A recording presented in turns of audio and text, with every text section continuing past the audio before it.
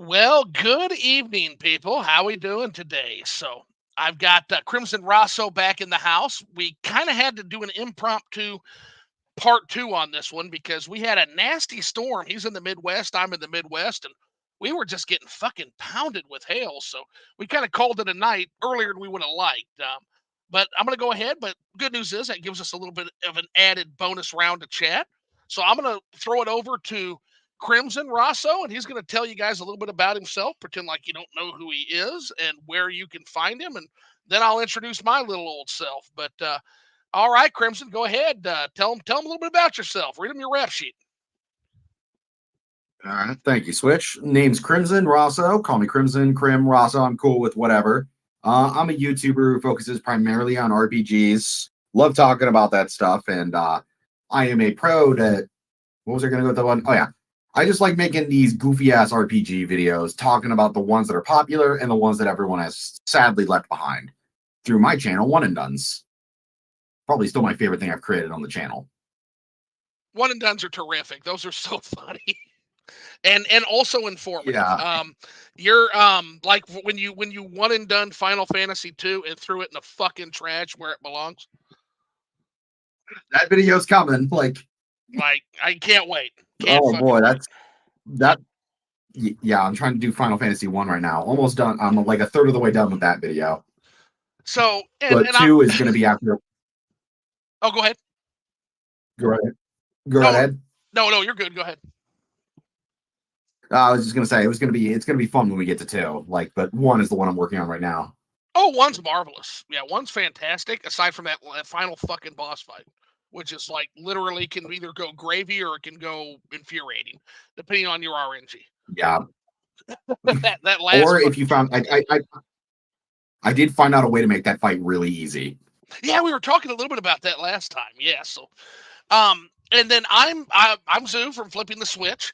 I am on a journey supposedly to review every fucking Switch game, but it's on like kind of a permanent Morrowind hiatus. So we're gonna get back to that eventually. I do have but the good news is I've got like 4 new reviews fucking written, and I've still got my old reviews to convert into video format. So the content is gonna when I finally get off my lazy ass and start uploading actual reviews again, they're gonna flow like fucking water, guys. But in the meantime, so yeah, to give my brief introduction, I'll let the trolls speak for me because your enemies often kind of give you more clarity than anything I could say about myself. So I am a strange internet ghost, the last cool kid on the internet, a dread harbinger, a physical caveman. I'm not 6'1", and I'm a faceless fuck. My newest troll has to say about me. Um, Oh, hold on. You cannot forget the ultimate one, the potato audio lover. Potato audio lover, which I've got to get that fit back in. Yeah, potato audio lover. So that's definitely one. But I don't know. I got I don't know. I had to fit in faceless fuck because that's my newest one. I've got a bald dwarf in his circus coming after me lately. So that's been a fucking riot.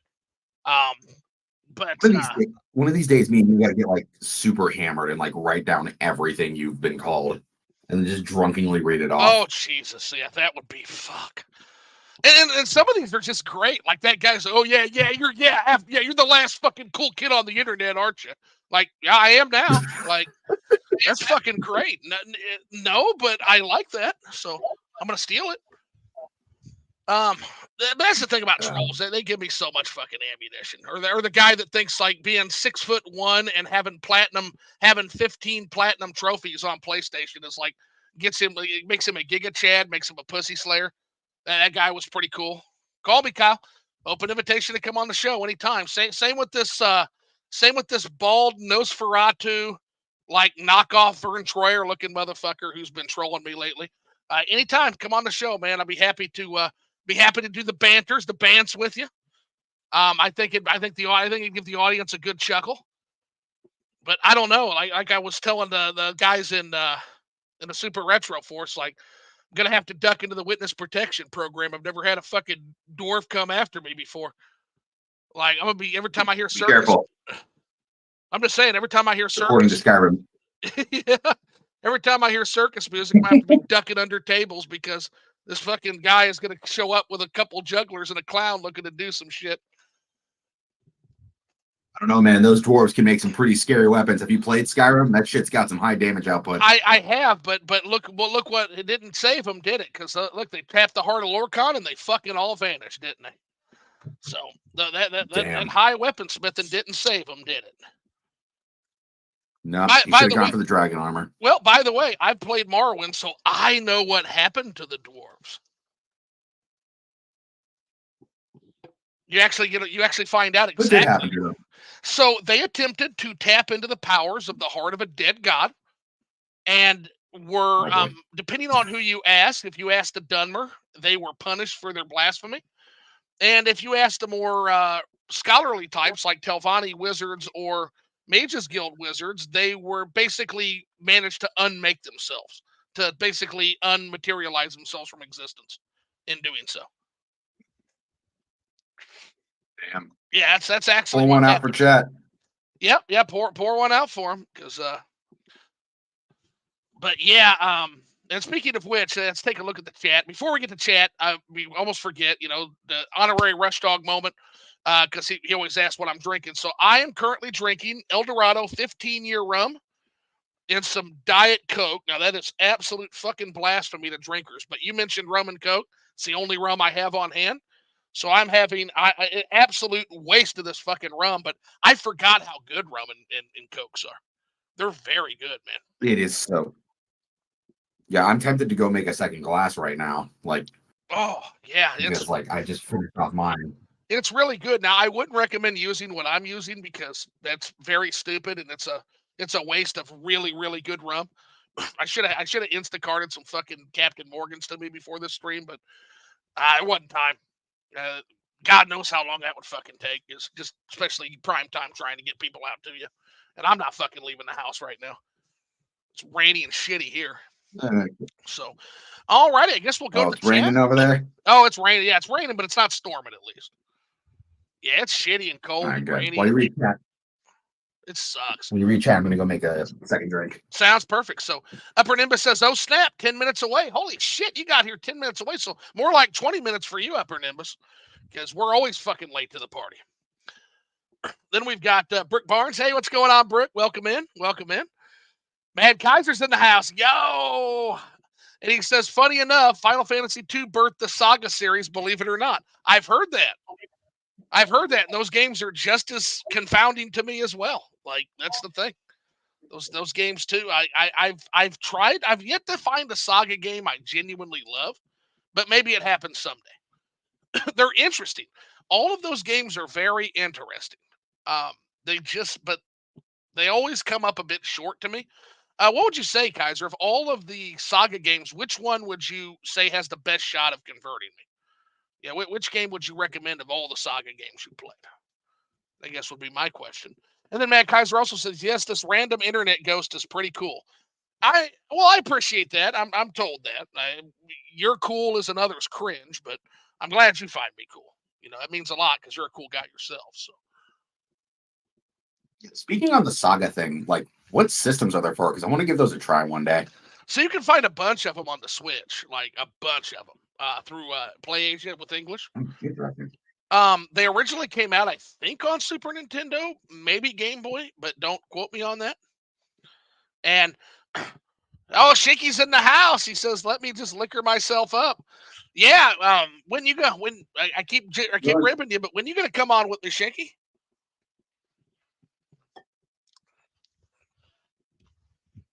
Gonna be good times, but yeah.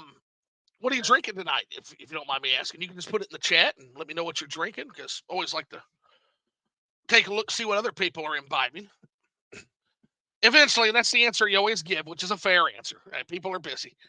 I haven't played them myself, though I know a friend by 35 Infinite has talked about them.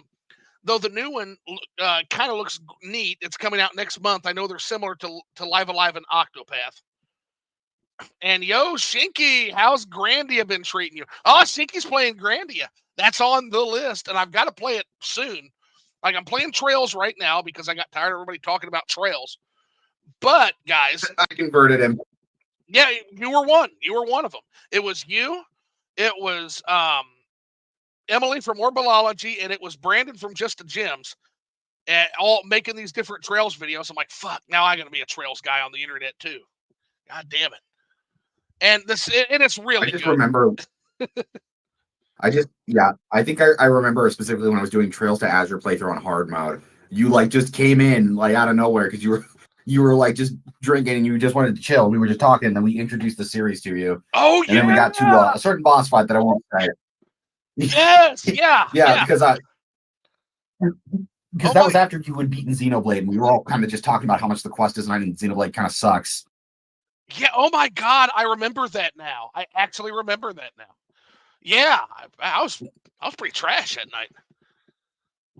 That was a good time. That was It was a really fun stream. Yeah, we fought the Mechazord. That battle was super fun.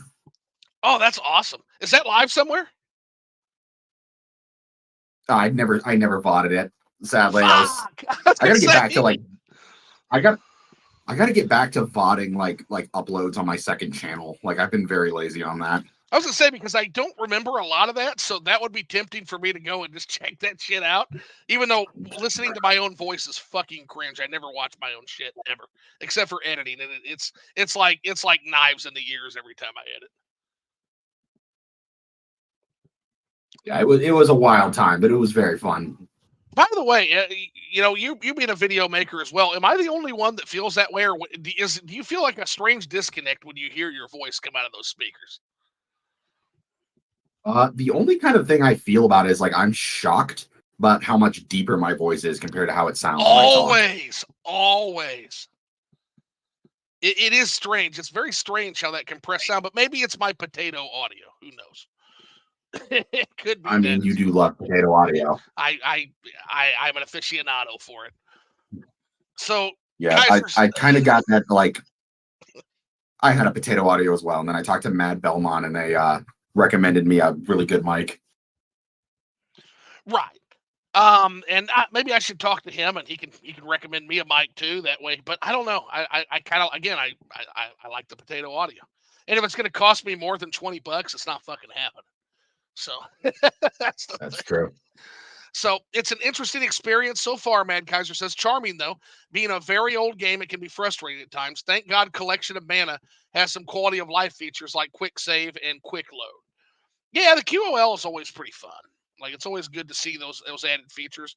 Although I try when I review a game, I always try at least at first to stick to as vanilla as possible, and then over time, as I get more irritated, I'll start to use some of the QOL features for sure. So, Shaky says I cringe a little whenever I edit my videos. Yeah, and I think that's part of actually being a good person too, because like I feel like if you don't cringe when you hear your voice, like you're way too fucking into yourself. I would feel like I would be scared if I listen to anything I was in and I'm like, yeah, fucking nailed it. Like I would think I had kind of an ego problem. So it's probably for the best. I mainly cringe whenever I make a really shitty joke because it's just I rewatch it and then it's just like, oh wow, I made that joke during this video. Yeah, oof. I made the dad humor. No wonder it has -1 subscribers.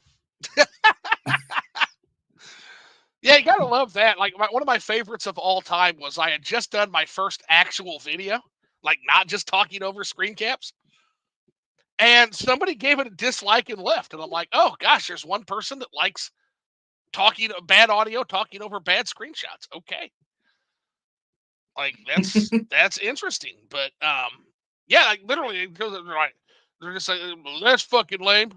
Where's the talking over screenshots? I'm like, okay, well, all right.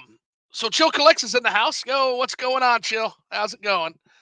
Mad Kaiser greeting Chill, and Chill greeting Mad Kaiser. So I guess one of the first things I want to get into is you shared a absolute crime against culinary arts.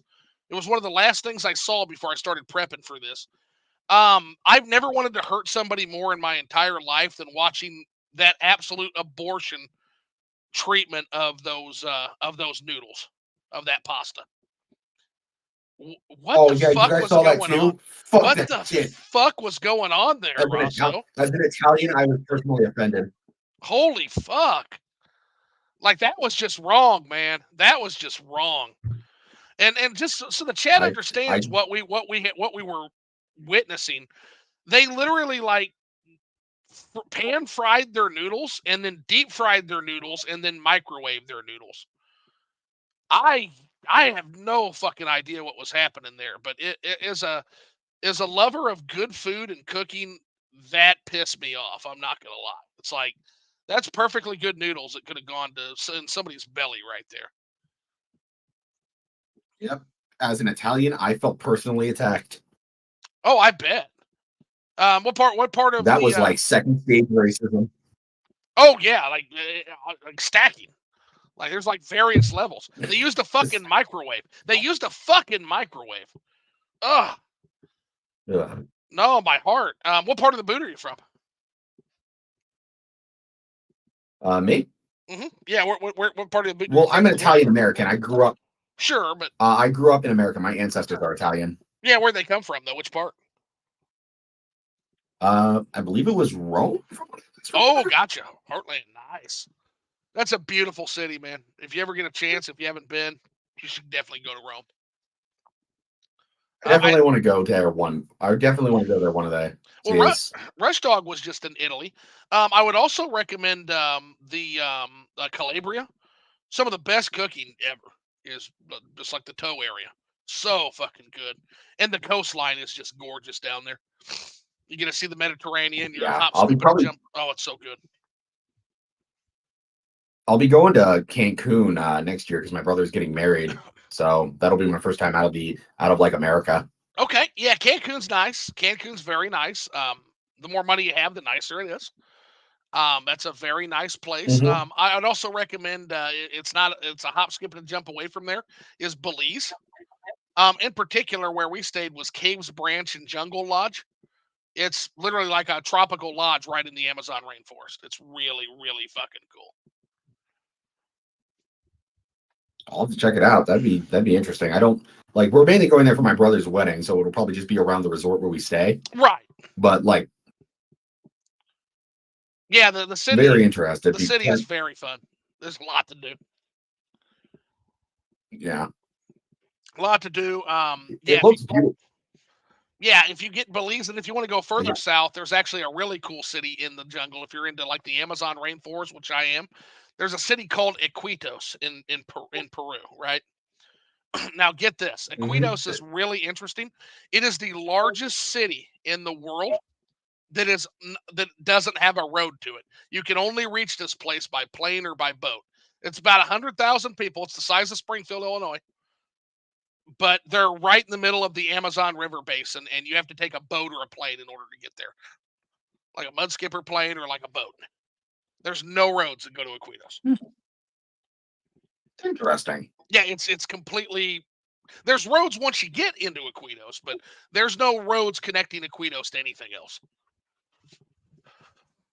Unless that's changed. I mean, that's been over a decade. That might have changed since I went. But it used to have but I don't know if they'd want it to, because it was like a really proud moniker they had. That they're just like this little outpost, this like mid-sized city, like right in the middle of the Amazon River basin. It was so freaking cool.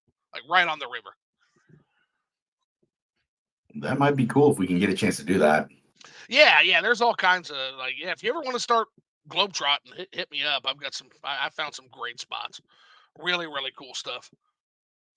So, Man Kaiser says, yeah, I relate to all of you guys in the voice and editing aspect. Yeah. Again, I think it's just an ego thing. Like I don't like the sound of my own voice, and I kind of feel like that makes me more level-headed because, like I said, if I was nailed it, I would really think I had an ego problem, guys. And then Mad Kaiser says, "Ooh, nice. Hope you have fun there, Krim." Well, Kaiser, you can't not have fun in Cancun. It's literally impossible. Fun area.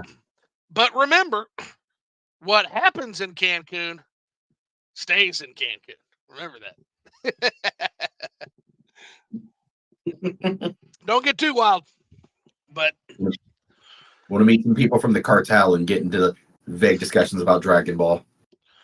Yeah, the Dragon Ball Z, like the rest of the world, very, very popular there. Very popular there. Yep. But yeah, last thing you want to do is like, hey, that might be a way to survive. You get with some Zapatistas, be like, yeah, what do you think of the, what do you think of the Guinea Force Arca? You think of Goku, am I right? And I Yeah. immediately become their next leader.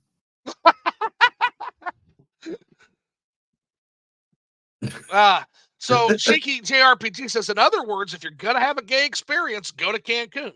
Yeah, sure, absolutely. I don't need to hide that. I have gay experiences everywhere. Yeah, absolutely, 100%. Yeah, I mean, Cancun's as good a place as any for that, 100%. So The power of my pure autistic ribs. so what's been on your mind, Crimson? What you been up to lately in the last week or so? Nothing much. Been going to work, working on my vids. I've been trying to set up more emulators in recent time. Trying to get the Vita emulator working. That one's and the Wii U emulator, so I can start playing some more RPGs. Started Yeah, watching that Freyrin anime. yeah, Really fucking good anime. I've started that too. Isn't that fucking good? Yeah, I'm on episode like 8 right now, and it's so good.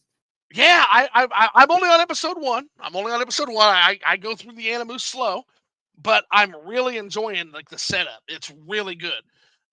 It seems like they're really going to do a deep dive on the universe, kind of the rift between the elves and man. And I can't wait. I can't fucking wait to get rolling on it. But it does got Yeah, I it's won't be got it. spoiling anything, but like, It's got me from the go. It's got me from go. yeah, it's so interesting because I am a man who likes his anime like really fast paced. So I thought I would fucking hate this. But like one episode in, I'm already crying and I'm just like, this has gotten me hooked. No, this is how you do like a post Journeys in story. This is how you do it.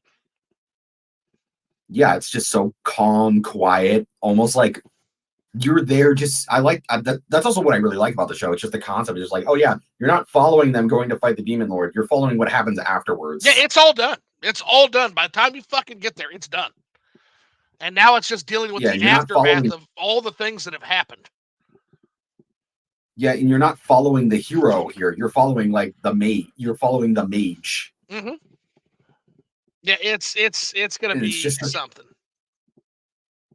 Yeah, like there's another manga. Oh yeah, I also started playing Wario. Wario, like Wario Land for the Game Boy. Wario World for the GameCube. Is that like finally gave that a try? No, Shake It's the Wii one, so it's not Shake It. Wario World. So what's that? Tell me a little bit about that. How? Because I know that every Wario game's like a little bit different. You have like the Wario Wares. You've got like the Wario Land Shake It. You've got like the Wario Lands where you're like this big belching guy that hurts himself to get places. And so what's Wario World like? So Wario World is like a 3D like platformer where Wario steals this jewel and gets sent to this world where he has to go through like areas to get out, and it's like way more action focused. And you got to like collect gems to get out to complete the levels. It is repetitive, but it's way more fun than I expected. Awesome. Well, like it's just I've always wanted to get into the Wario games. The only one I've ever played is Wario Land, but I played a little bit of Wario Land Shake It for the Wii, but that was okay. So maybe the game could be a good place to start.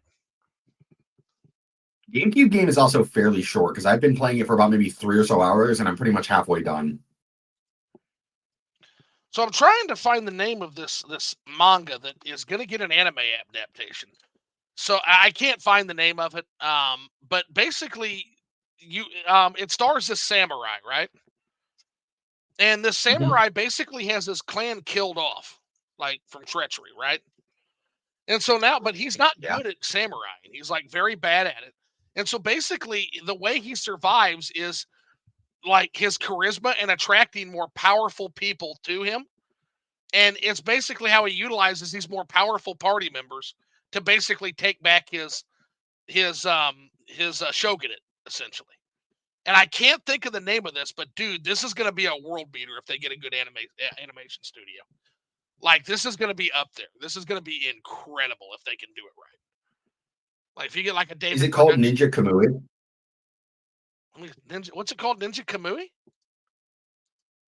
Is that that's something that started airing recently? So I thought it was that Ninja Kamui. Let's see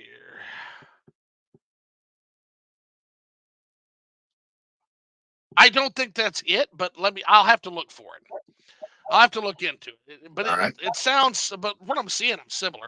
But I'm gonna get the fucking name of it, and I'll shoot it to you in a Discord. So that's basically what I've been doing. I've been looking. I've been reading that manga. I've been getting caught up on Berserk in terms of manga going. Been watching exactly what you're watching, and then other than that, just trying to fucking Mhm. duck and dodge trolls on Twitter, man. I seem to attract these weirdos. I don't know what it is. It's so funny.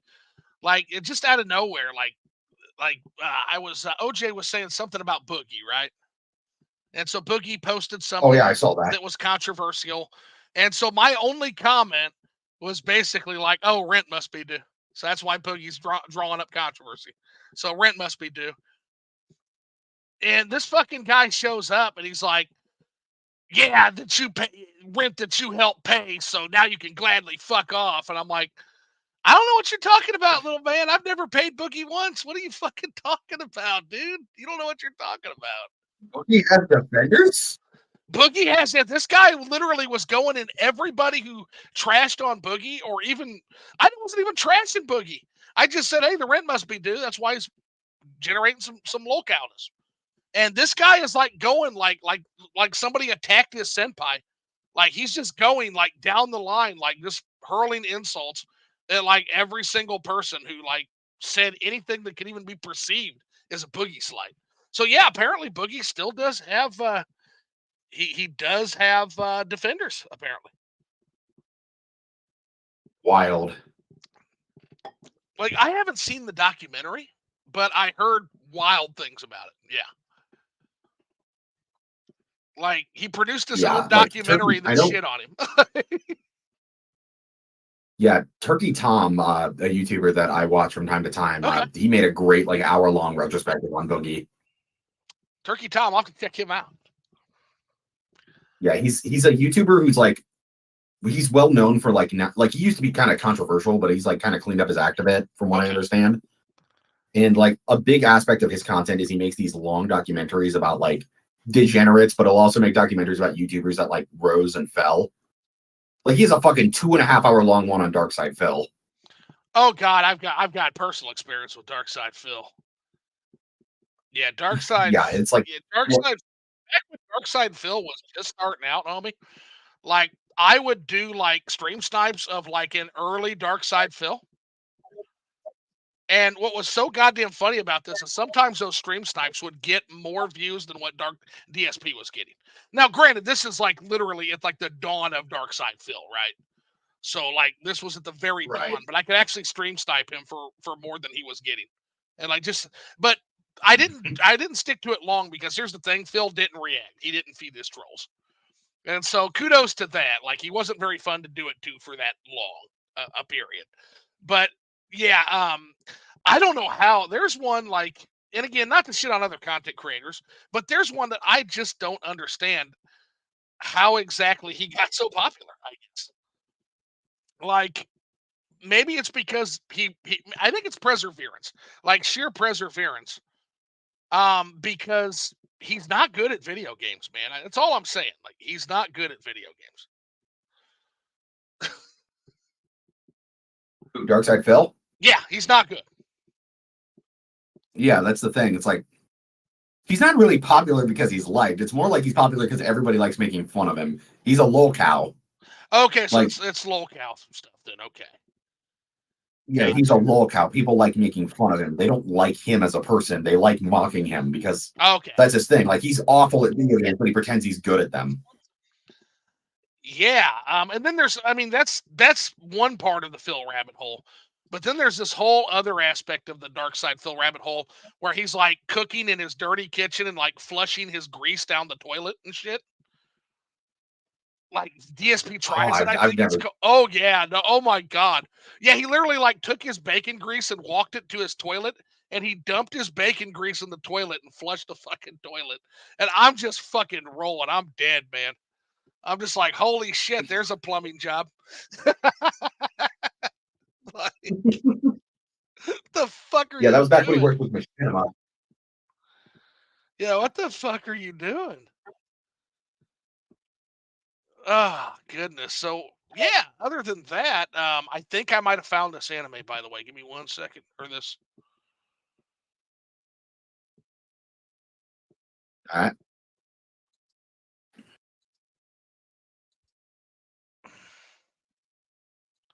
Hold on.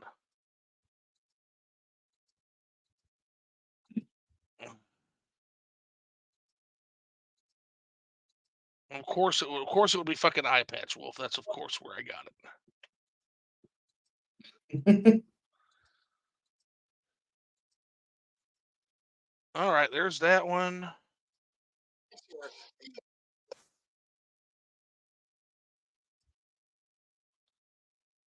It's gonna drive me nuts if I don't find this. All right. Let's see here. Yeah, Assassin Family. Oh, Spy Family is pretty fun.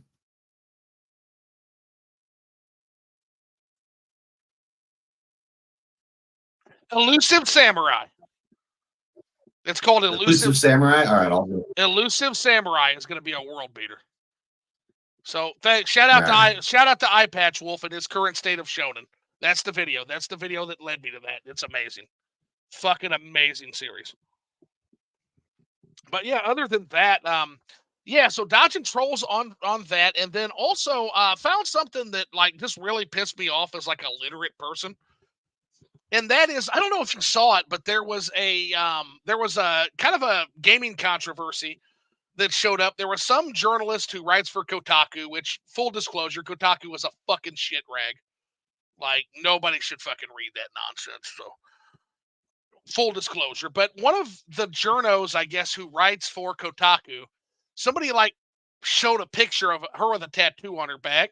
And everybody talking about like this is basically proof of like her hating men because it's like all men are the enemy or something like that. Did you see that tattoo? Yeah, I saw that tattoo. Yeah, here's the fucking story behind that. And again, maybe it's just because I'm like the only person on the internet that fucking reads books anymore. But immediately I'm like, wait a second. That sounds familiar, and it's an Animal Farm reference, dude. And I'm just like, oh my fucking god, like, do gamers have to broadcast the fact that they have no literacy? Like, it's just like are unbelievable. But it's like, you don't need to make up shit for why you hate Kotaku. Like, you trust me, guys, you don't have to do it. Like, they write an article a day that is just dog shit that absolutely you can hate on them for legitimate reasons.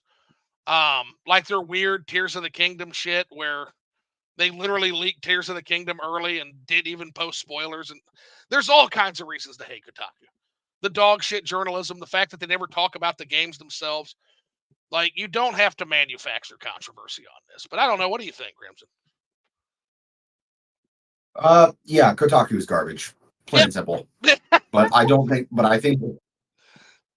But like that, you shouldn't. If you should only get mad at them for the shit that they do wrong, not for just random fucking tattoos they have. Right. Yeah, tattoo. And they're trying to be like, oh, this is evidence of her man hating. It's like, no, it's evidence that she likes fucking Animal Farm. You illiterate. Like, that's, oh my god. Yeah. Like, it's literally a quote from Animal Farm, which is a book that she should have read in fucking high school. Like, god damn it, guys. Like this is why some people have a stigma on gamers is because of dumb shit like this. Like, yeah, trust me. Like Crimson said, Kotaku's dog shit without having to manufacture outrage. Like, I can literally Yeah. point. If this woman really, Oh, go ahead. if this woman really does, thank you. If this woman really does turn out to be a man hater, then I'm gonna need more like evidence of that than just a tattoo. Yeah, like, and that's the thing. Like, I'm not gonna. Like they point to the tattoo as like this smoking gun. It's like, oh well, why don't you show me something she's written? It's perfectly possible. Like, it's Kotaku. I'm willing to believe that, but maybe show me something she's written that shows that. Like, why the fuck are we talking about her fucking tattoo? Like, god damn, guys. I Yeah, like I need a reason before I hate someone. it just feels Not like a fucking tattoo. it just feels like that on both sides of this whole controversy we find ourselves in. it seems like there's a lot of money to be made, either like defending the Sweet Baby Universe stuff or attacking the Sweet Baby Universe stuff. I can't be the only one who Um, feels stuck in the middle of this shit, can I? no, I don't care enough about it either. Yeah, I just don't like Sweet Baby, but I've got better things to do than worry about them 24/7. I still don't know who the fuck they are besides they're a consulting firm. And my first reaction to the whole thing was like, okay, do people know what consultancy firms do? Like, here's the thing, like, as someone in business, like, you hire a consultancy firm when you've already made up your mind about a direction you want your product to go in. Okay. So if Mhm. let's say I decide my product is going to specifically push widgets. Okay. We're going to push widgets and weather balls. That's what the product's going to push. So I'm naturally, in order to make sure my product is giving the widgets and weather balls the most accurate treatment, I'm going to go to a consultancy firm that specializes in widgets and weather balls. You know, that's what you do. So please keep in mind. Again, I also agree. Like, I think Tony was talking about how they tried to get somebody Steam account banned for talking shit about them. That's bullshit. But in general, Mhm. it's not the consultancy firm that's perceived ruining your game. It's the fucking game company that already had settled on that direction that is just hiring them to make that direction materialize. That's all that's happening. And so it's hard for me, aside from the dog shit behavior of some of the people working there, it's hard for me to be particularly angry at a consultancy firm for literally being paid for what the game developer wanted to do. Now, whether the game developer should or should not be going in that direction, I leave to other people. If the game's good, I don't give a shit how much diversity is in it, how little diversity is in it. I don't give a shit how big the titties are, how little the titties are. If the game is good, the game is good. But whether you perceive that as ruining the game or whether you perceive that as making the game better, I'm not going to be going after a consultancy firm for that because they're literally just the middleman. They're not the person who made that call. But does that sound alien to you, or can we, or did I just show up like a fucking motherfucker on a Harley and stick a fork in this? Hopefully, for all six of us listening, is there? I don't know. What am I off base, or what? How do you see it? Like, again, it's hard for me to generate too much give a fuck, as you said. I'm just tired. I'm just tired of hearing about it, and I'm tired of people making money off this shit. Yeah. I just, as long as Sweet Baby Inc. just stays a consulting firm, to me that they're just completely irrelevant. I really just don't care about them. 100%. Like you, if a game is good, a game is good. Yeah. Stop clogging up my fucking YouTube feed with this dumb shit. Yeah. Like, literally, that's what it is. Like It's just, I say cut out the people who are genuinely being problematic, like the one you pointed out. yeah, But the fire, guys who are just there to fire do that their guy. job don't deserve shit. Right. Yeah, the guy that's literally like brigading this guy to get his Steam account banned for literally just posting, hey, here's the list of games they worked on. That's bullshit. And you know what? You can fire that guy. And I think they might have. Don't quote me on that. I don't know. Again, I don't care enough to know. But yeah, it's what a mess. What an absolute mess we find our hobby in over, honest to God, what I just view as people trying to make a buck on both sides of this. I hate to be that moron in the middle, but I don't care, and I know enough about consultancy firms to not care. That's basically what it comes down to, you know. Yeah. Ah, goodness. Let's take a quick look here at the chat. It says Vita is hit or miss for emulation. Um, so Vita and emulate. So you can emulate on Vita. Is that true? Yeah, there are Vita emulators. It's like called Vita 3K. It's one I'm trying to set up now, but Okay. like the only reason I'm doing it is because I plan to make a video about the Sky Trails in the Sky remakes one day, and they're on Vita. Yeah, I'm gonna play. Actually, when I finally get around to playing Trails in the Sky, I'm gonna play it on Vita because I finally got after Jay made his Vita video, I got a Vita just because it honest to God seems like this like the precursor to the Nintendo Switch, even more than the fucking Wii U does. Like, what do you what do you think of that? Do you think that that's off base, or do you think that's pretty dead on? I think it's a mix. Mix, okay. Kind of like I think some aspect. I feel like it was more based off trying to be a smartphone more than anything else. Well, and what I mean by that is It's like more yeah, like when I look at the Vita, like yeah, it has like Persona 4 Golden, which was a fucking bomb of a game, awesome game. But it also seems like that was the machine where you could play a lot of like the marquee indie games on the go on a nice ass screen. And like when I first got my Switch, like it was aside from the first party Nintendo games, it was an indie machine. And I mean that with as much respect as I can put in my mouth. Incredible fucking indie machine. Like it was incredible. I don't know how many goddamn hours I sunk into like the Binding of Isaac, but it was a lot. I kind of wish I yeah, I kind of wish I had used my Vita more, but it got stolen, so like I couldn't. Somebody stole your fucking Vita? Yeah, some stole my Vita. Whoa, tell the story. What the fuck happened? I accidentally I had to go to the bathroom and then somebody fucking swiped it when I came back. Wow. So you were just out in public like in a movie or something? Yeah, I was at work. You were at your workplace. Yes. Ah, wow. That floors me. So you were working with some fucking thieves, basically. Jesus. Yeah, basically. The Yeah, I truth, think it was the customer. Yeah. I lost that, but damn, sucked. Like so dude, that's like a $300 piece of hardware, wasn't it, back in the day? $50. Like I had gotten mine like a 6 months ago. Oh, okay, okay. So you okay? At least he didn't. At least I thought you were talking about back in the day when it was like new. I'm like, oh my god, like Well, that's thankfully I only paid $50 for it. It's still a decent chunk, but yeah, yo, for sure. And I hate thieves so goddamn much. Honest to God, like I probably would. Like I don't know. Like part of me thinks like when it comes to shit like this, like I'd rather have a fucking murderer than a thief because a murderer, when he comes to kill you, at least is gonna like come at you face to face for the most part. You're not even gonna know a thief's hitting you because he's fucking stealing behind your back. Just hate thieves, man. yeah, Don't do that to somebody. Like especially a video game system. Like special place in hell for people who steal video game systems. Don't do it. Just don't do it.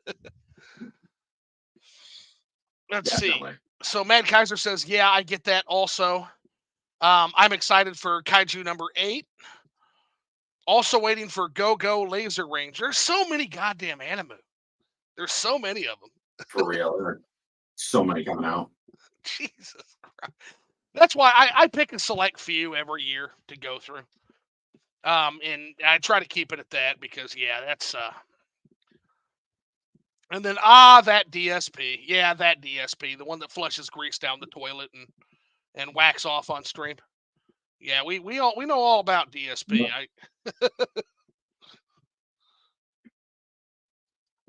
So okay, I'm finally here, Upper Nimbus, Yeah. and had to charge my phone. Yeah, it happens, man.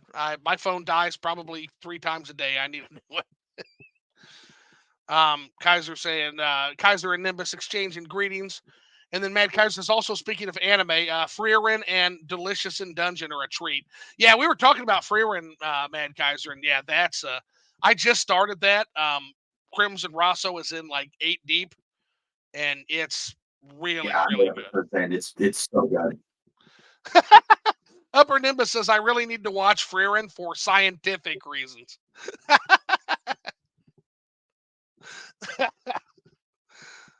And Sure, that furring's gonna give you some scientific reasons. oh yeah, 100%. Yeah, Kaiser says good.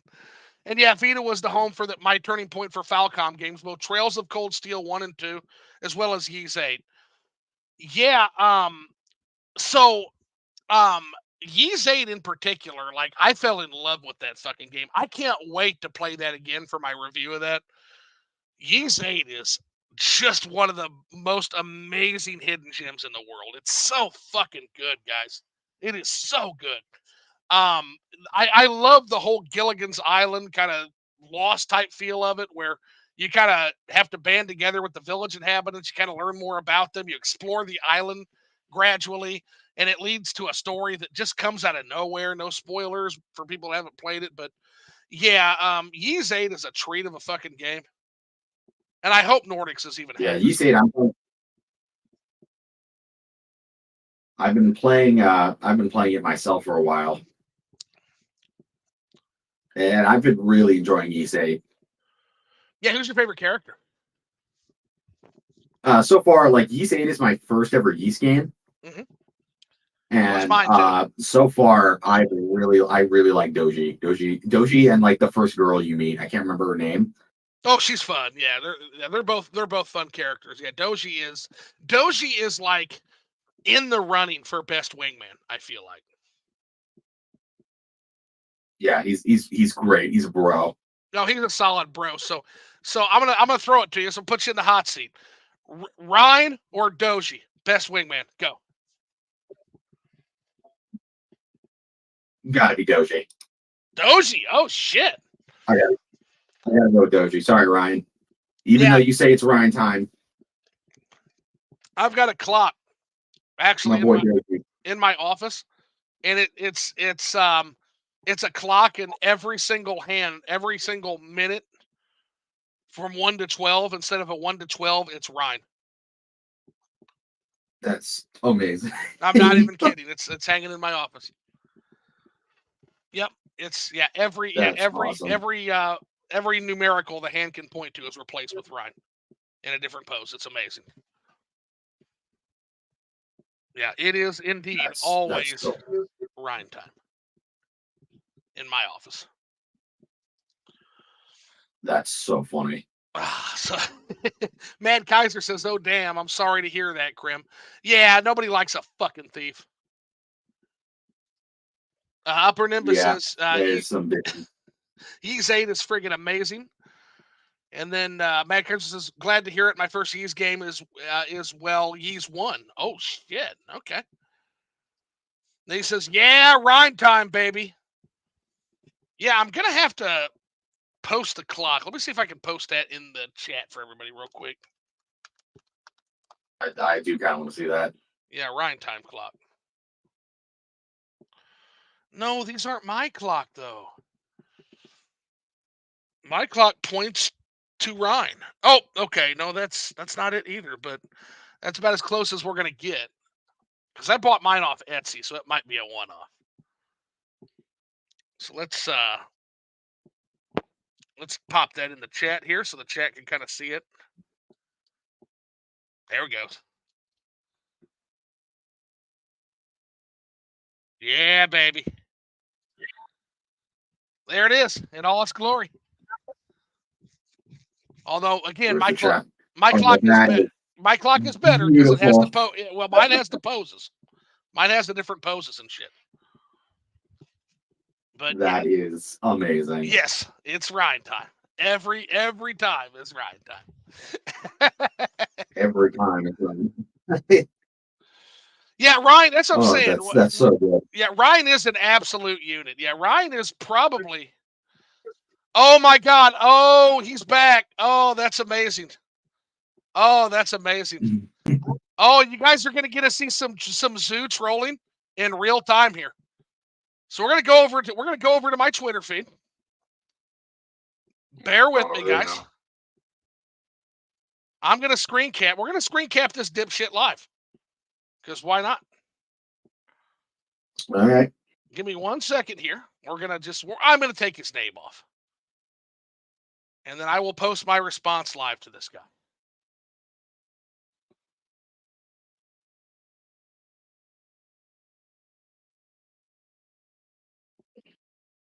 We're gonna go ahead and just make sure he's out of here. Okay. Since he's not really a public figure, he's just an idiot. Right. So and then real quick, and so yeah, Mad Kaiser reacting to the clock says, "Oh my God, laugh out loud." Thanks, Ryan. You're a lifesaver. I'm really feeling it.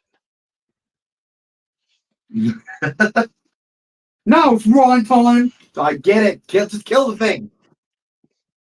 All right, so I'm gonna read this moron live. So, moron says. So weirdo on Twitter says. So a little bit of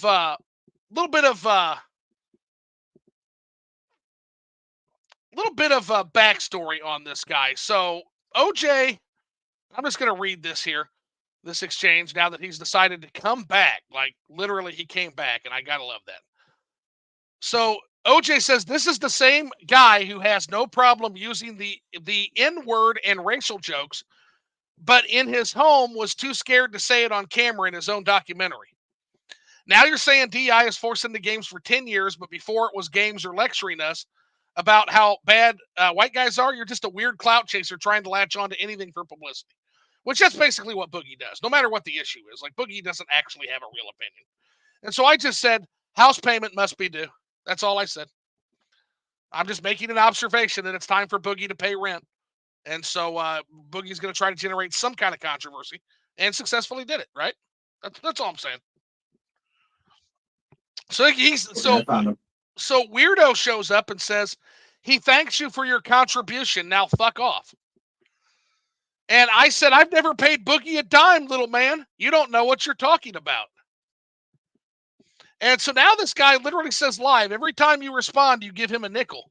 You call me the fucking weirdo, but you're the dipshit giving clicks to a guy you can't stand.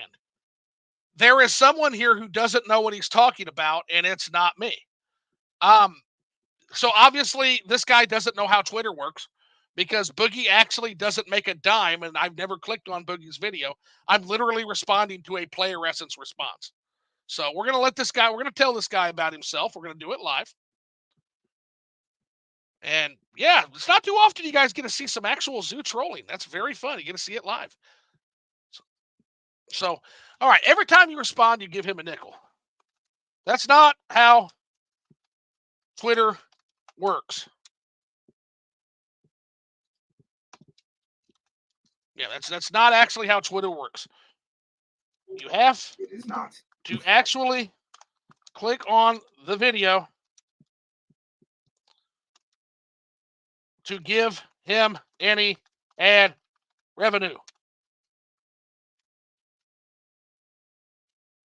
But this gonna bounce off that smooth brain of yours.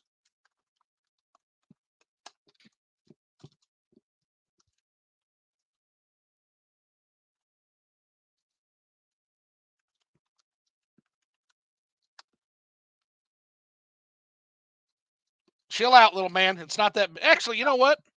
That's too bad. He's not going to get that. So we're just gonna go the flip it response. It's not that serious, little bro. All right. It's not that serious, little bro. Boom.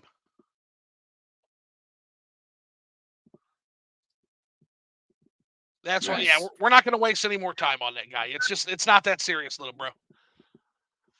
You need to go sit in timeout and go back in the real world and do some actual shit. So, alrighty. So, unrelated, just looking at Zoo's videos, and I see you've done a video on collection of mana. Nice. Well, video is putting that kindly, Mad Kaiser. I took some screenshots and talked over them, but I will be doing an actual video of that game for sure.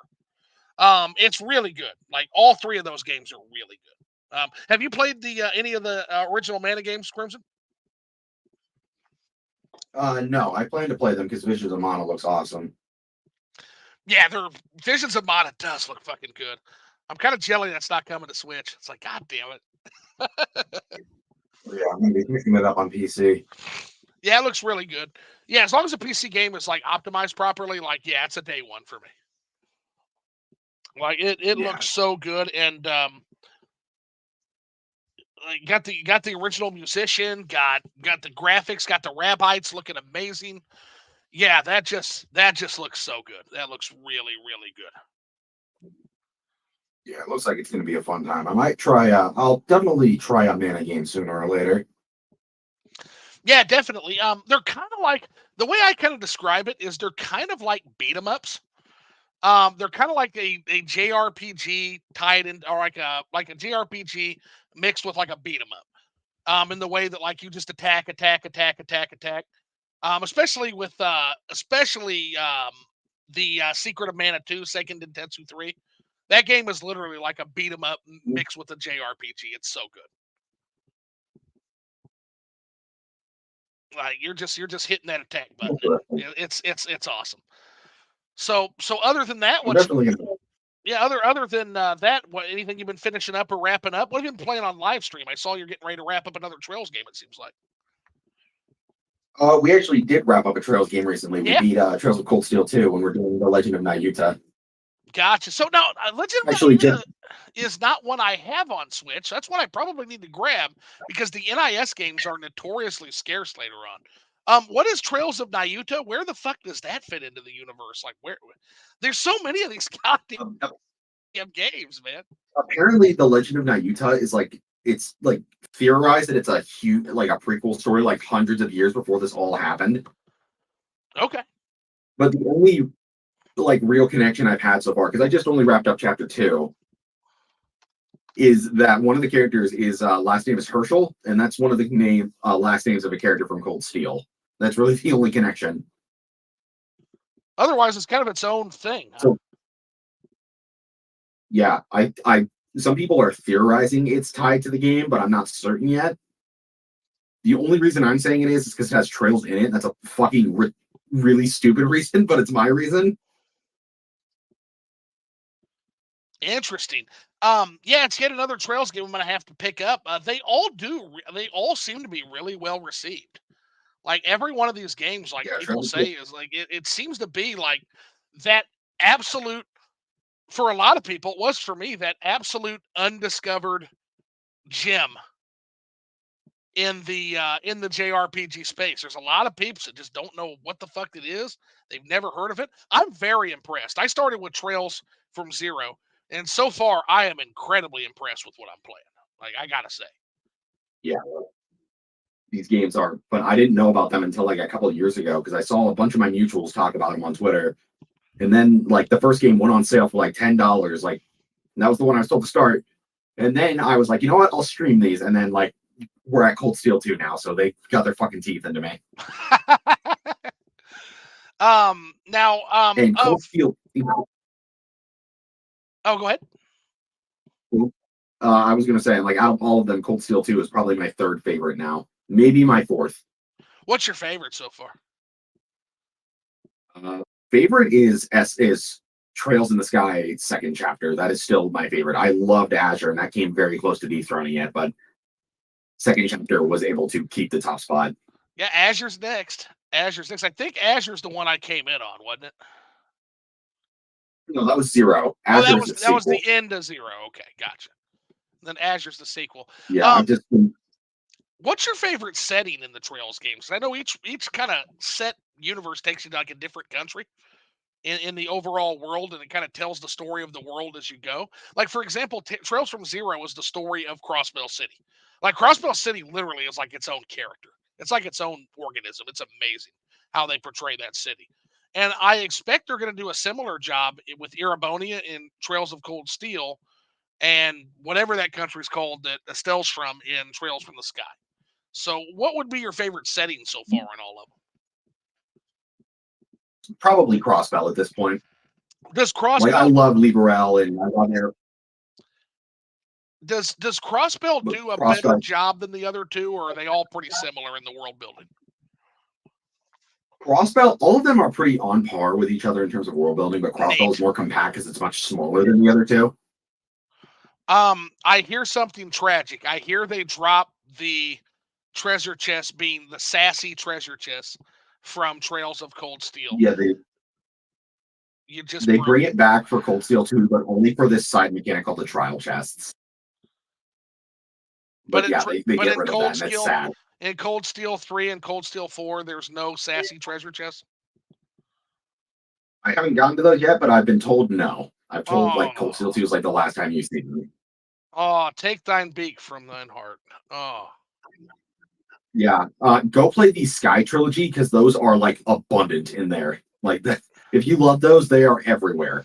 I'll never forget. Like it's one of those gaming moments you don't forget. The first time you go to search a treasure chest that's empty and it has something smart ass to say to you. Yeah, that was so funny. That made you recheck them. Yeah, and then I think the you know best from aspect of yeah. them, like I remember because in Azure those come back, but the thing is, towards the end they talk about the development team that localized it, and one of them is special because I mentioned it in my review of Azure. Okay. One of the people who worked on the localization died before it came out due to an illness. I believe it's due to an illness. He died. He worked in the localization team, and they made a chest at like the final dungeon and like said a thank you to him. And I thought like that was a really beautiful thing to do. Oh, that's amazing. Yeah, it That's was really sweet. heartfelt, and that's see. So, and what that does too is that kind of takes the joke element of the chess and kind of turns it on its head because you're expecting just more smartassery, and you get something genuinely heartfelt. So that's pretty amazing. I like hearing that a lot. That's good stuff. So here's a question for you. So kind of a quick question for you. As you find yourself getting older, do you find yourself kind of looking at the way you play games a little bit differently or the way you consume content or do anything? Do you start to see differences in how you're approaching the medium? Because I feel like I'm For starting to some, approach things very differently now. for some stuff, yes, but most of the time, everything I watch kind of feels the exact same. Well, and that's what I'm talking about. Like that's exactly it. So, one of the things that people often say, and I hear this a lot, is that people will say, "Well, time gets faster as you get older. So the more you age, the faster time goes." And I actually find that that's only partially true. What it should be is time gets faster when you stay in your comfort zone, right? When you stay too Hmm. safe. So, like, remember when you were a kid, right? And remember how scary and amazing and fascinating the world was because everything was getting outside your comfort zone. You had to learn to walk. You go to school, asking their significant other out. All of this is kind of unique and wondrous at first, but because of that, like time dialed in for you. But nowadays, we've seen it, we've heard that, been there, done that. And so, one thing I will actually tell someone to do is do something you've never done before, whether it's play a game genre you've never played before, play a game series you've never played before, go to a country you've never been to before, try a food you've never tried before. Try to get outside your comfort zone and try to do things you've never done before and watch that time slow back down again, guys. Absolutely watch that time slow back down. And I challenge anybody who's listening to this to try it and see if it doesn't happen for you. Like I find myself if I get into a rote, if I get into a routine, absolutely that time starts to fly. And before I know it, a week's gone, a month's gone, a year's gone. But if I'm doing something new, if I'm playing my first visual novel, or if I'm trying a food for the first time, it just seems like that moment really dials in for me. Do you have any experience with that, Rosso? Is that something you've experienced too, or am I just hallucinating here? No, I've had that every once in a while. I feel like time goes slower when I'm outside my comfort zone. Yeah, yeah, because I like have to enjoy myself more. you're in the fucking moment again instead of just going through the motions. Hmm. Yeah, 100%. Upper Nimbus says, yeah, when life becomes routine, everything blends in and it's annoying, lol. Yeah, it is. Yeah, it can be annoying, especially when you notice it. Like when you notice you're doing the same goddamn thing day after day. Absolutely. Like I find that happens with my business and my work a lot, where you're just going through the same routines. It's like, oh, doing this, doing that, and before you know it, you're just like, oh shit, I'm in the robot mode again. I'm on autopilot, and that's the thing, man. When you're on autopilot, time fucking flies, homie. It flies when you're on the autopilot. It really does. Oh wow, got a like from Player Essence. Player Essence like that. It's not that serious, little bro. Yeah. Sometimes that's the best way to deal with trolls is just to kind of flippantly just not even give them the time of Get day, off. really. Like you still get to say your piece, But at the same time, you're not like you saw the way I first approached it. I was going to try to explain my position to him, and I'm like, why am I explaining my position to this guy who has literally there's there's no curves in his brain at all. He is smooth brain. Like that thing is No reason. yeah, like no contours, like nothing. So I'm not going to do that to this guy. This guy is just here to get a rise out of people and to defend Boogie of all people, which is just incredible. That's very funny to me. Yeah, that is wild. That's the hill he's dying on. Like you are defending a guy that won't even defend himself. Like even he will tell you that he is a local. Yep. Like if he can't be bothered to defend himself, why are you here wasting your time defending this guy? I don't know. That's one of those. That's one of life's unsolved mysteries. But we all do it from time to time. We'll find a like. That's the thing I've got to remember too. Like as fun as it is, because it's fucking a blast being a troll. It's really fun.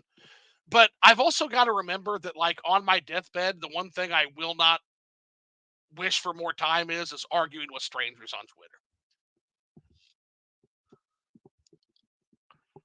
True. I just get into shit every now and again because I get bored. Yeah, every once in a while it's fun. Every once in a while it's a lot of fun. It's like, yeah, feeling cute might burn down my online reputation today. It's like 100%. I just ignore trolls and negative comments. Don't have the time or mental emotional energy for online drama myself personally. Yeah, and you're better off for it, Nimbus. Like you're better off for it because that's the thing. They want it. Like these are people a lot of times that have nothing else going on. And so and here's the thing. Like I know that I see that buzzsaw. I walk into it anyway. But a lot you're honestly better off and smarter putting your energy elsewhere. I just can't help myself.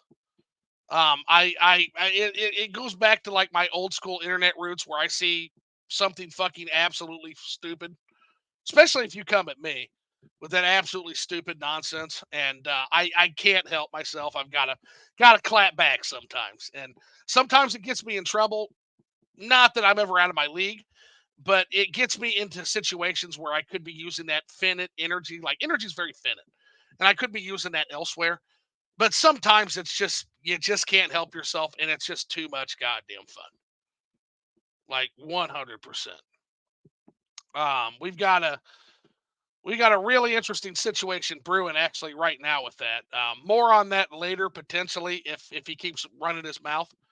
But so far he's gone a little quiet, so I'm not gonna kick the hornet's nest too hard right now. But I think I finally shut him the fuck up. Like he's not responding to me anymore, which is good. So that tells me that he's kind of been pacified. But we'll see. We'll have to see. How about you, Rosso? You ever dealt with a Yep. troll that just will not fucking go away? It's like a bad case of crabs or herpes.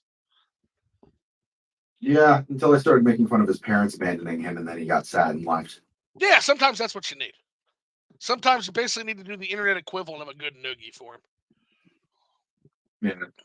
Yeah, give him a good noogie and a wet willy and stuff him into a fucking locker and just. He was just mad that there was one other time when I was making jokes about the Chugga Conroy, the Chugga Conroy situation, right? No, what's going on with the Chugga? Where the guy turned out to be So like a fucking. who is Chugga Conroy? Let's start there. He's basically a YouTuber who's been around for a while. Okay.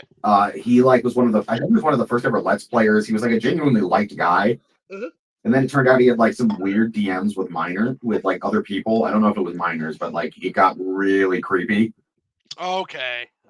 They tried to use this whole autism as an excuse thing, and he mainly was just into feet, so that's already a red flag. Oh boy. And he was asking people for pictures or what their feet looked like in shoes, and it felt like harassment. Basically, just being a sex pest. Yeah. And people dug up old tweets of him pointing out how he smelled feet or liked them in his mouth. And I took one of those tweets and quote tweeted it with like, "This is some One Piece level foreshadowing." Oh, it's just wow.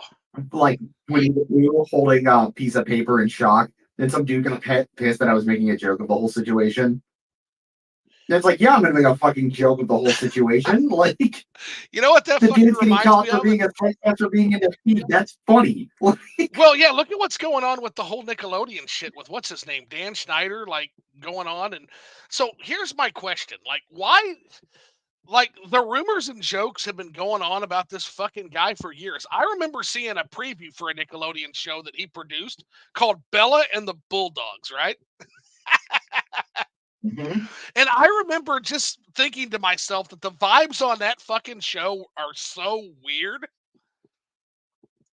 Like that show just had such a weird fucking vibe.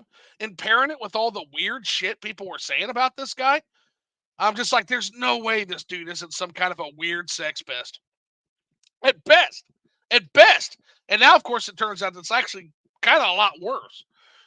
And you've got that going on. You've got Yeah, the like shit. You've got the shit with the diddler, P Diddy going on. The diddler. Um, where he I don't know, when you start to look for like these sex pest type stuff and worse, you start to realize it's actually fucking everywhere, Rasa. yeah. Like Fun fact, it's Jerry everywhere. Trainer, the guy, one of the yeah, like fun fact, looked a little bit more into that. Jerry Trainer, one of the people who was a heavy actor there, he was Crazy Steve and Drake and Josh, and he was iCarly's older brother Spencer. Okay. It's come out that he basically did everything in his power to keep Dan Schneider away from the cast of young of minors. So my response to that would be Like, everything in his power except turn the guy over. That's he my unfortunately couldn't because I think it's revealed in Quiet on Set that they did everything to shut down any chance of talking about this. Oh, okay. I was gonna say because Like the that's whole thing always was my like thing is like Nickelodeon. how the fuck does this allowed to happen for so long? How does some That's no the thing. not one person say something like That's the, like it's basically been shown. I think it's in the Quiet on Set documentary they made that okay. literally all of Nickelodeon was covering for this guy. Like every ounce that you had to expose him, they got rid of it somehow.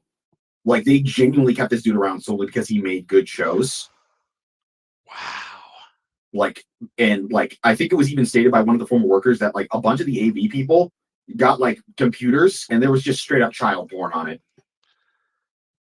And they hid that. So the whole company is basically criminal. Yeah, basically they covered it all up. All of that shit is just was covered up. And like in one of the side documentaries, is explained that during like iCarly, Jerry Trainer would come in on his days off to make sure that Dan Schneider wouldn't do anything. Like he was always on the guy's ass. If he couldn't report him, he'd make sure like Miranda Cosgrove and everyone else would not get bothered by him. Jesus Christ. Yeah, I think it's implied that he made mistakes solely so Dan Schneider would stop talking to Miranda Cosgrove. Like that, like he was like doing everything to help out the kids there, and it's like one of the few like instances of like, okay, he couldn't report them because of fucking Nickelodeon, but he did everything to make their experience better. So I gotta tell you, these surfacing things have to kind of ruin a lot of folks' childhood stuff. Like, I am so glad that my era of It, Nickelodeon was like fucking Doug and Rugrats and like fucking Pete and Pete. That was my era. Like, I couldn't imagine, like, you have these fond memories of these TV shows, and then you realize that, like, this fucking sex pest, like, fucking tried to molest half the staff. Allegedly, I don't know that. So, again, allegedly, I don't, again, so don't want to speak too off the cuff and be irresponsible, but it seems like this guy was like a legit sex pest type deal.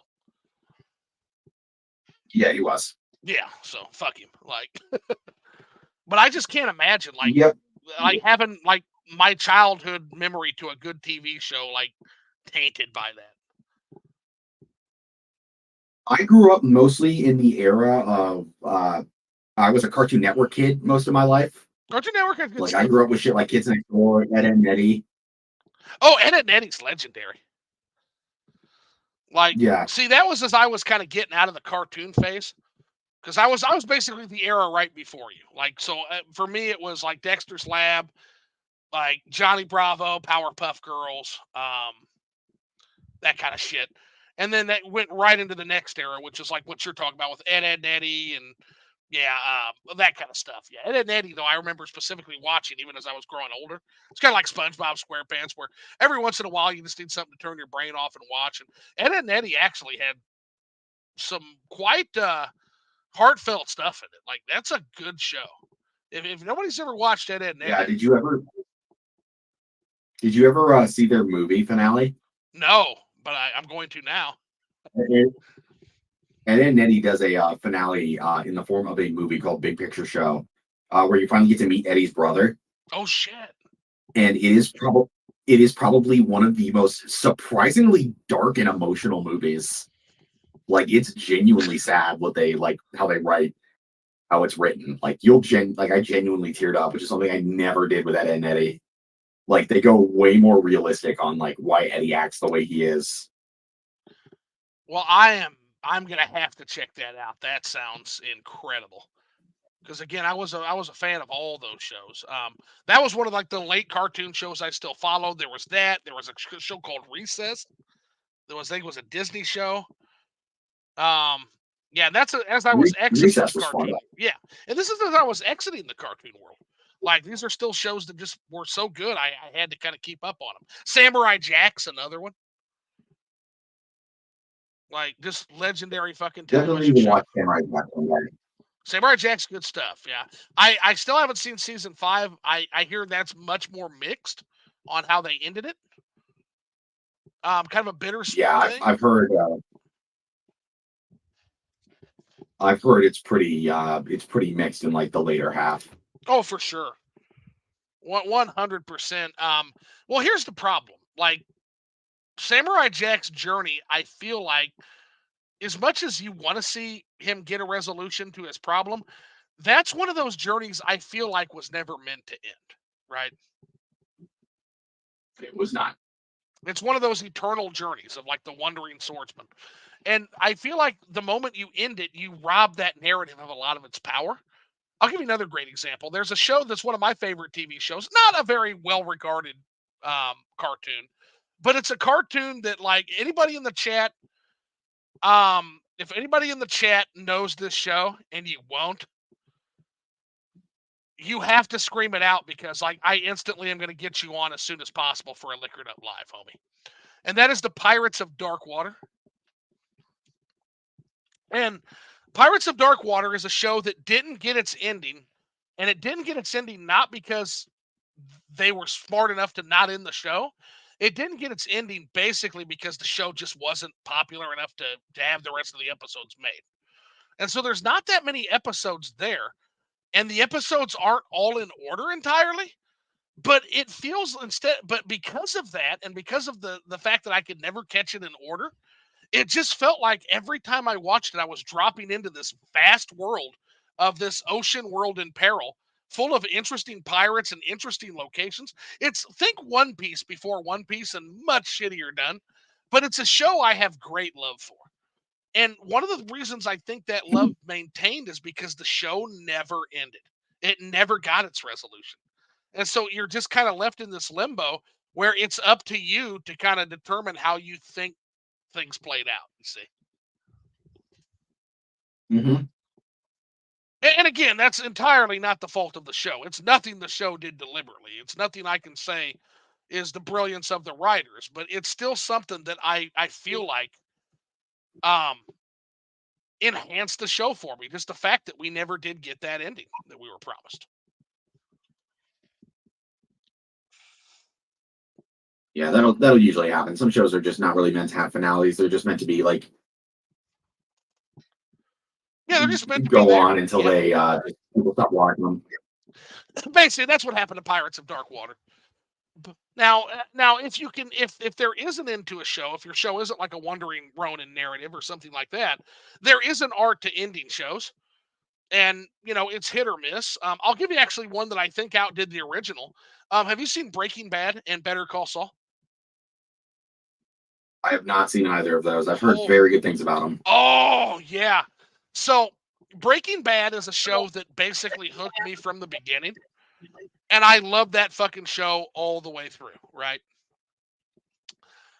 Right. Then you've got Better Call Saul, which took a while to hook me. I wasn't too keen on it at first, but by the time it was done, I actually think its ending summed up its narrative for Saul Goodman better than Breaking Bad did for Walter White.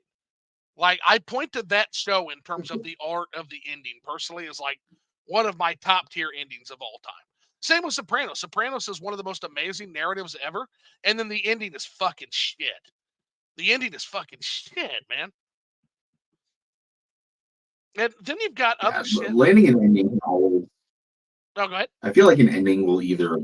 An ending is kind of something that can just make or break a show, even if it's like perfect. Yeah, because again, some So shows if you aren't ever, meant to end.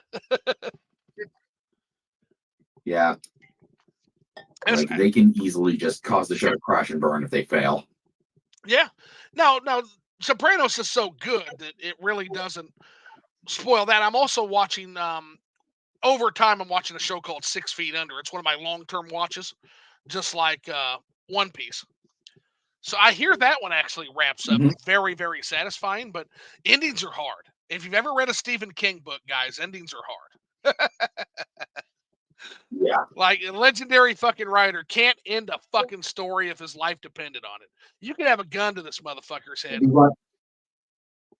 Look, he falls off the coke high by the time he gets to the ending. So Maybe that's it, because my God, like, just a wonderful author, but he botches every time. Every time, Rosso, he botches the goddamn ending. Every time.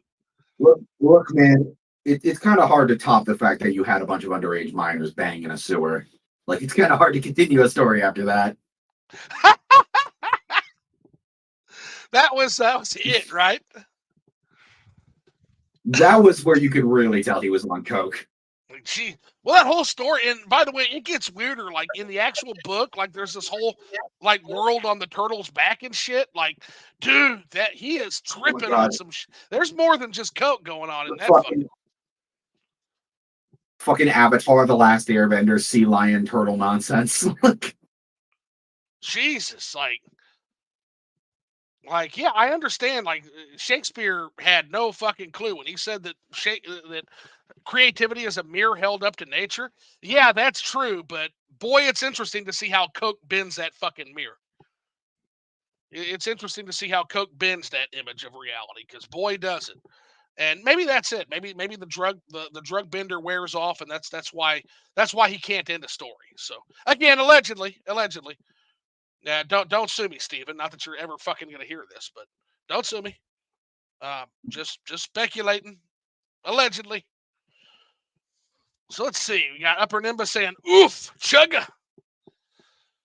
Yeah, I have to check into this chugga guy, the sex pest, OG YouTuber. So we're talking old school. Like we're talking like AVGN levels of old school, or older, or like how old are we talking here? Yeah, we're talking like very old days. Like dawn of YouTube stuff. Yeah, he was very much an OG YouTuber. Hot diggity dog. Yeah, not many of those guys left. Like honestly, I'm trying to think of like the original YouTubers I found. There was like, does anybody remember one called Tobuscus? I do remember him. Yeah, who did like the funny ass trailers. Yeah, Like I'll never forget like his Darksiders 2 trailers, like some of the first shit I ever watched on YouTube. Like that was very funny. I came late to YouTube, but that was one of the first ones I remember being very fun. But yeah. Yeah, I didn't watch him regularly, Nimbus. I just remember that being like that one stands out because it's literally like one of the first YouTube videos that ever popped up for me. Like this is like pre-algorithmic days. I'm not to this day. I'm not sure how that one stumbled upon it, but yeah, that one in particular like really stands out to me. Then Upper Nimbus says love Powerpuff Girls, Johnny Bravo. Like '90s was the era for cartoons, but we talked about that Upper Nimbus. We talked about the '90s just being the '90s is such an OP era. Like '80s babies fight me. Like yeah, the '90s was an OP era for growing up. Like yeah, absolutely OP, 100%, 100%. Early '90s, fantastic. And it seems like you were pretty happy with the late '90s too, Crimson. Is that correct? yeah. I've been checking out some stuff from the late '90s as of recently. Some good shit. Some really good shit. I've been watching Batman the animated series on and off. Batman. Now we're talking not just peak cartoons. We're talking like peak storytelling from the visual medium. Yeah. The OG. Yeah, that was one, like, that was started like 1995, 1996. I would rush home from school to try to get there for 4:30 Batman the Animated Series, I think on Fox. Like, that would come on right before The Simpsons came on. I think it was on Fox. Hmm. Yeah, it was The Simpsons, and it was Batman the Animated Series and The Simpsons. I think, if I'm remembering that correctly, was the order of operations. Like, two shows that just mean the world to me. Just amazing shows.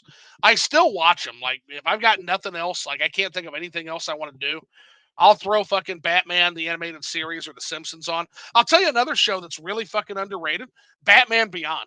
Have you seen Batman Beyond? Batman Beyond was something I plan to watch one day once I finish up the animated series. Yeah, finish up the animated series first. Definitely want to do that. Might even want to watch the Superman adventures. They're really good too. Because a I lot remember of Superman Adventures being pretty fun. yeah, it was a good show. Not as good as the animated series, but what is? I mean, what the fuck is as good as Heart of Ice or Feet of Clay or oh, there's so many good fucking episodes. What's your favorite episode so far?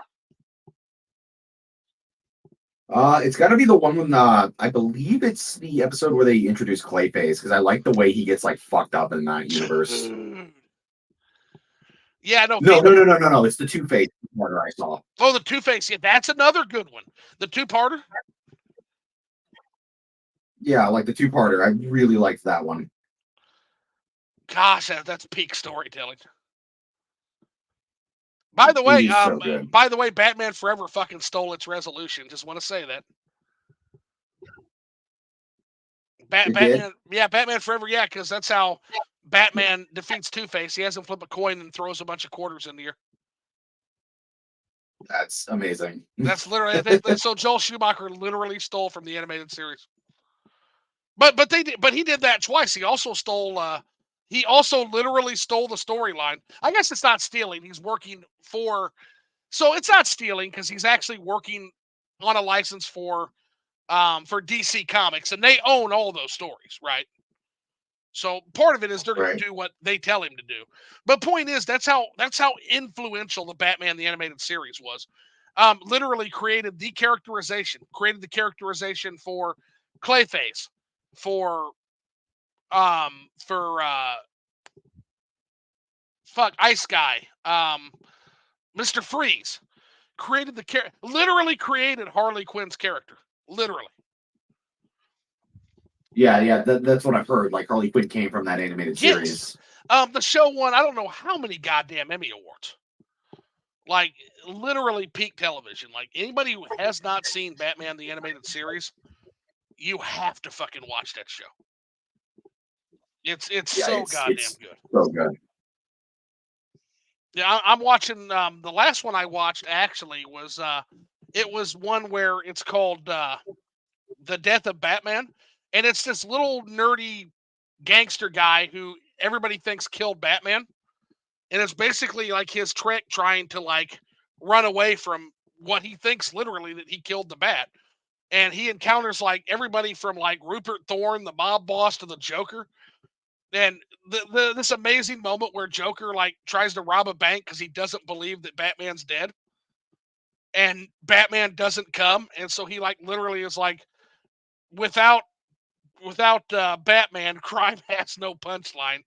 And then he gets really mad. He's like, now that I've seen that line where he's like genuinely depressed. Yes, he's like genuinely depressed, and he's like, all right, so the only thing, so I guess I'm just gonna hang up my acid flower, and the only thing I want to do before I do that is I want to take that guy there, put him in that coffin there, and throw him into that vat of acid there. Like he's genuinely mad and lashing out because he thought he killed Batman. Yeah, I love that concept of Joker. That's kind of why he's one of my favorite Jokers. Yeah, is just because he only cares about crime because Batman is there. Yes, he's literally just a response to Batman. That's literally all he is.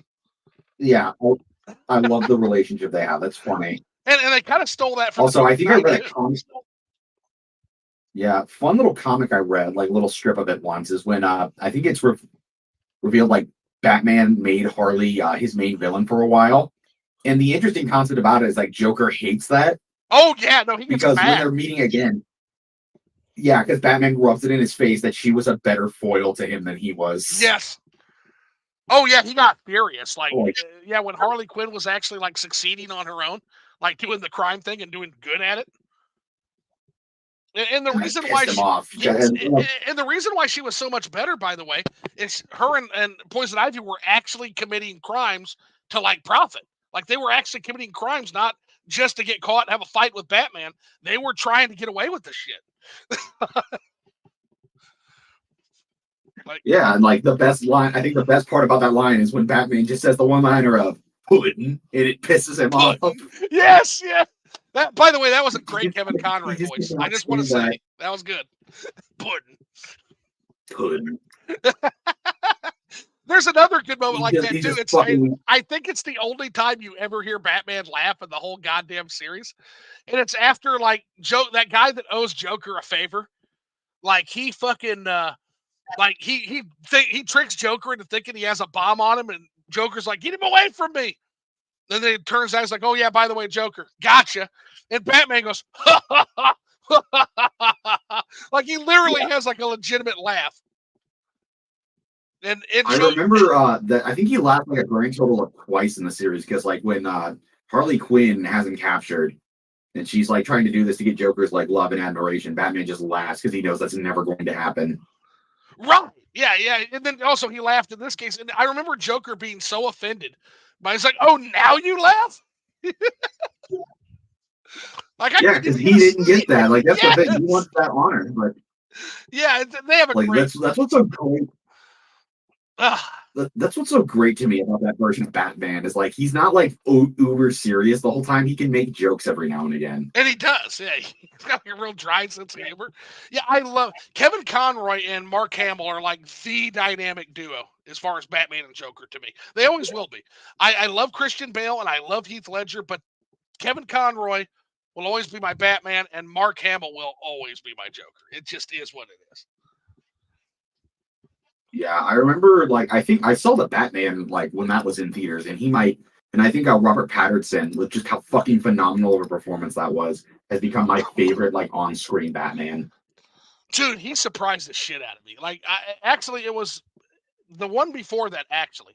And not that Ben Affleck was the best Batman in the world, but I was making so much. I was shitting on Ben Affleck like when he got cast as Batman so hard, and I did it for Christian Bale too. But I'm just like, yeah, I hope that utility belt has some acting skills in there, Batman. When Ben Affleck got announced, and then he turned out and did an okay job. And so after that, I'm like, you know what? When I Yeah, heard when I heard Robert Pattinson was going to be Batman, I bit my tongue. I'm like, oh God, there's so many sparkly vampire jokes I can make, but I'm gonna let this one play out because I was fucking wrong on Ben Affleck. Let's see how this turns out, and he killed it. yeah, like as many problems as I think the Batman v Superman stuff has, I genuinely think the casting choices were good. Oh, they Like were. for what they were given, I think Henry Cavill and Ben Affleck did great job as their respective roles. Well, and let's talk about like why why did nobody ever think like I get the Jigsaw angle that the Arkham trilogy series took, like that was cool, but how the fuck did no one come up with the idea of like incel Joker before or not incel Riddler before that movie? How the fuck was that the first time somebody figured that out? I mean, a lot of joke. Like to be fair, the Riddler is like what barely used in live action stuff. Like the Right, last time we right. got him was Jim Carrey, and Jim Carrey's performance was loved because he was such a goofball. Yeah, yeah, I like this Riddler though, and I think it's the perfect characterization for that character. Just like a character with Yeah, like a just a fucking loser. massive inferiority complex and a loser. Yeah. Just some fucking internet terminally online loser. Like, yeah, like that's I that remember is somebody put it as an incel Twitch streamer. yeah, like Is who the Riddler it's was? I think it's perfect characterization for him. And then he got the penguin. Penguin was disgusting. I love the penguin. That was Colin Farrell, wasn't it? Yeah, Penguin was great. Yeah, and I wasn't that think so. I thought he was like. I remember the Penguin. I remember he was like the funniest fucking dude in the movie because he was just so fucking done with everything getting in his way. yeah, he was over it, man. I'm super He's excited just for a the ball of anger. oh yeah, and I'm super excited for the sequel. Yeah, I think they're using the Joker for this one. I don't know if he's going to be the main villain, but if he is, all power to him. I'd love to see what they do It with the new looks like Joker. they're doing the angle where Gotham City's like a no man's land too. It looks like they're going the no man's land story route. Yeah, I love. By the way, I love how Gotham City is handled in this universe. Like the universe of like the Batman, it is such a shithole. Oh yeah, no, you can Like they feel it. yeah, they do such a good job with the cinematography in that movie because it's just like it is such a disgusting shithole that Batman genuinely feels like the only solution. Yeah, and his relationship with Gordon was really good in that series too. And the relationship with Yeah, Catwoman. Catwoman was awesome in that movie. Like you yep. said, Finally, we everybody. get a phenomenal way they handled it. Like pretty much a near perfect movie. Yeah, because I gotta tell you, I was unhappy. I'm not saying it was a bad movie, but I was unhappy with The Dark Knight Rises. I don't like how they handled Bane. I feel like they turned Bane into a goon, if you know what I mean. He had some, yeah, he had some great one-liners, but I don't think he was outside Yeah, of yeah. those. But at He the was end, not he really was a good just a villain. goon for Talia al Ghul. He was just a goon. Like, Yeah, I will completely say that he had great one-liners, like the "Nobody knew who I was until I put on the mask." right. Like he had some cold fucking lines, but they did not nail that right. No, yeah, because they throw it all away. Like he's this badass genius mercenary leader of like a PMC. He's got his own fucking private military corporation. And now, no, it turns out he's just a fucking mouth breathing goon for the League of Shadows and Talia al Ghul. We're just gonna do the League of Shadows again. Yep. Right, we're not Yeah, gonna give Bane any that of was his own easily the. fucking motivations or characterizations. Nope. Yeah, I I feel hated like it that. could have worked. I feel like the concept of having both like the League of Shadows and Bane would have worked better if they didn't make it so that he was working for Bane, that he was working for Talia al Ghul, and just God split them up. sucks. Yeah, like split them up. Maybe have dueling motivations. Maybe not have Bane go out as a Bane splatter on the wall. Like Yeah, just they did my boy dirty. They did my boy dirty in that movie, and I'll never forgive it. Like also, full disclosure, Batman should have died. Sorry, sorry, Batman, Christian Bale, yeah. Batman fans. Batman should have died. The fact that he got out of that, it ruins the whole point of the sacrifice. I thought it was a ballless pussy choice, and I stand by that. I hate that whole last 40 minutes. I fucking hated that movie. Hate it. Yeah, it goes from like a 7 out of 10 movie to like a 6 out of 10 for me because of Yep. that. Yep.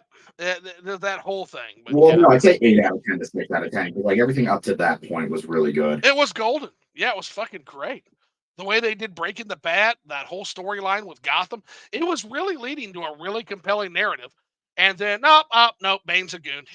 He's just a fucking goon, folks. Yeah, like damn. Like because why? Because Christopher Nolan had to do his fucking twist ending. Like ruin the whole goddamn setup.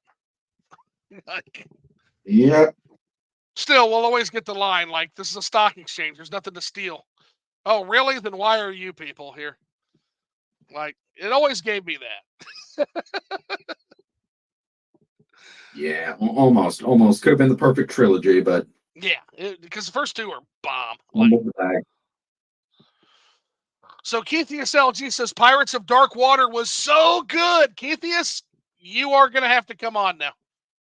We are gonna have like the Liquored Up Live Pirates of Dark Water edition, where we like exhaustively break down this series for everybody else who's never fucking watched it before. We're 100% gonna do that, homie. Yeah. Might have to turn in for that one. That would be kind of interesting to hear more about this. It's I, Here's the thing. I can't say it's an amazing television show because it's not. Like the animation is not great, but the world building in the Pirates of Dark Water is fucking par excellence. It's so good. It's so good. And then Upper Nimbus saying, I remember Tobuscus, never watched the guy though. Yeah, no, that's fair, and kind of the same thing. Like I wasn't a regular viewer. I just remember him being one of the first videos him and Angry Video Game Nerd were some of the first content I ever watched.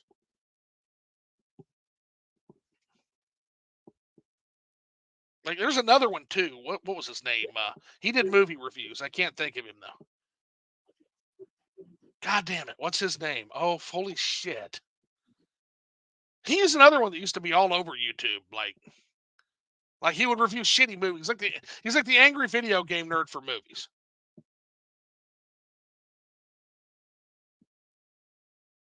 I don't know. Do you mean Angry Video Game Nerd? No. Because Angry Video Game Nerd did games, and this is like he took Angry Video Game Nostalgia Critic. Nostalgia Critic. That's it. Yeah, Nostalgia Critic. That's the one. Oh, yeah, I remember. Yeah, that's some of the first stuff I remember looking at videos and be like, look at these dumb shits. But it took off. Like they did a lot with it. Like, I remember being kind of hostile toward YouTube at first, but kind of gradually grew to love it. Like, that's kind of my memory of early YouTube. Yeah, my early YouTube was Maryland. Now, he was like a Pokemon YouTuber because I was a Pokemon boy. Yeah, they're PokeTube is still going strong, by the way, man. I was watching some videos by somebody named Neryl that does like animations to like Pokemon playthroughs, and they're really well done, man. It's some of my favorite shit. Like they do a good job with it. I think it's Neryl. Again, since I'm giving them props, I might have to try getting back to the Pokemon community again. Well, let me see if I can find this real quick. I think it's Neryl Pokemon, and we're looking for let's see, Loxton and Noggin. That's not it. No, it's not Neryl then. Okay, Pokemon Nuzlocke animation. That's the first one that pops up. That's whoever this is going to be it. Okay, so Jaden Animations is the name. And the video is Jaden Animations. I've seen her.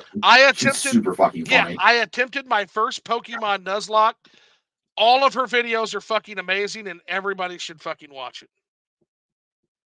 Yeah, she is very funny. So, yeah, she's awesome. Her content is awesome. Good stuff. So Keithia says, I gotta watch it again. Yeah, I do too. Like, what we'll do is we'll both watch the show, and then I'll have you on, and we'll talk about it, Keithia.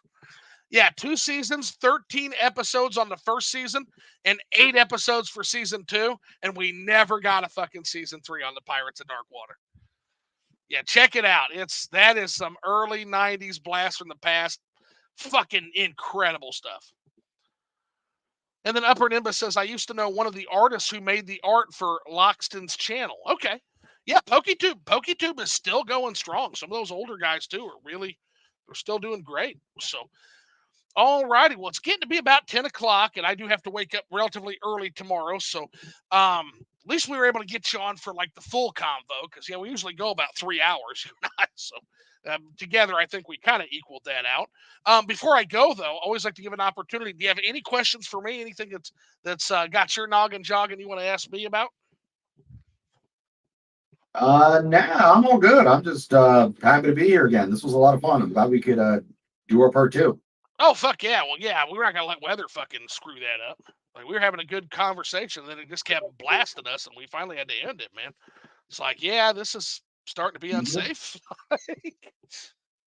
And what's amazing is I think you were in the same goddamn storm, like a state away. Yep, I didn't get hail, but I got thunder, and it almost knocked out my power. Yeah, no, power was rickety for a while, and then the hail just started dropping on us. But I'm glad you at least got spared the hail. But yeah, that was wild. So, all righty. Well, I guess we'll go ahead and wrap the stream here. But I do always, as always, have one last question for you. Crimsonrosso, did you have fun? Oh, yeah. Always have fun. Fuck yeah, we'll have These to are do always it. enjoyable to be on. Yeah, we'll have to do it again soon, man. Yeah, hit me up. Let me know your availability, and we'll kind of loop you in. I'm kind of starting to get a regular clientele here, so yeah, be glad to have you. All right. All right. Anytime. I'm usually pretty free. Beautiful. Well, all righty. Well, I think we're going to wrap up if you want to stick around for a quick denouement. But, guys, I think that's going to wrap up for tonight. Thank you so much, all of you, for coming out. I love you, Keithy SLG. Definitely watch that Pirates of Dark Water. We're going to have to communicate once we both watch that. Love y'all, but now it's time to get the fuck out of here.